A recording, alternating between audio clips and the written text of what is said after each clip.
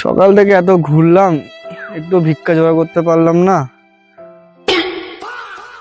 ওই তোরা দাদা বসে আছে, যাই দেখি কিছু পাই কিনা। দাদা অনেকদিন কিছু খাই না, কিছু সাহায্য করবেন? আরে কি কষ্ট পাচ্ছে ছেলেটা। এই তুই কোনো নেশা ভাঙ করিস নাকি? না দাদা, ওসব নেশাপান টেশাপান কিছু করি না দাদা। তা বেশ তো ভালো কথা, তুই যখন নেশা ভাঙ যখন করিস না, খুব ভালো কথা।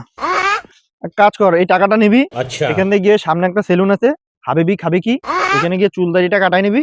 আর ওই বগলের চুলটা একটু ভালো করে কাটাই নিস, দেখতে খুব বাজে লাগছে, গন্ধ আসছে, ঠিক আছে? আর ওইখান থেকে বেরোয় ওইখান থেকে সামনে দিয়ে হোটেল দিয়ে খেয়ে নিবি, কম করেছে খেয়ে নিবি। আর বাড়ি যাওয়ার সময় বাবার জন্য একটু শাড়ি, মায়ের জন্য শাড়ি, বাবার জন্য একটু পাঞ্জাবি ধুতি পুতি নিয়ে যাবে, আর বোনের জন্য একটা শাড়ি ফাড়ি যাক নিয়ে যাস, তা নিয়ে যাস কিন্তু। এনে তো দাদা, এর থেকে টাকা পয়সা বাঁচলে কি তাহলে একবারে কি মেরে আসবো?